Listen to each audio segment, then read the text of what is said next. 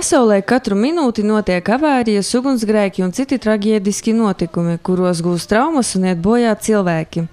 Letāla iznākuma gadījumu būtu mazāk, ja cietušie savlaicīgi būtu saņēmuši pirmo medicīnisko palīdzību. Tieši tāpēc Latvijas Sarkanā Krusta Daugavpils nodaļa jau 17. reizi rīkoja sacensības pirmās palīdzības sniegšanā skolēnu vidū.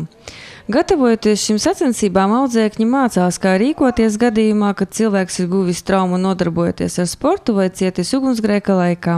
Kā pastāstīja sacensību organizatori Marina Pučka, sastādot sacensību plānu, organizatori analizē informāciju par to, kādas traumas ir raksturīgas Daugavpils iedzīvotāju vidū, un tieši tām pievērš uzmanību sacensību laikā.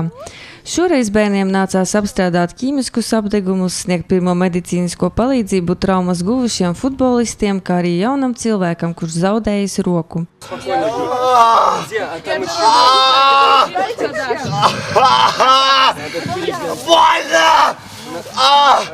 Cietušā lomu atveidoja Sarkanā Krusta jauniešu nodaļas aktīvists Nikita Aleksejevs. Viņš atzina, ka pie tā, lai viņa trauma izskatītos reāli, nācās rūpīgi pastrādāt. Kā atzīst Latvijas Sarkanā Krusta aktīvisti, ne visas komandas veica pareizas darbības pirmās medicīniskās palīdzības sniegšanā, bet, lai nākotnē šīs kļūdas netiktu pieļautas, speciālisti skolēniem norādīja viņu kļūdas un paskaidroja, kā bija jārīkojas vienā vai otrā situācijā. Jau pēc izveidojošās tradīcijas sacensības noslēdzās ar labāko apbalvošanu.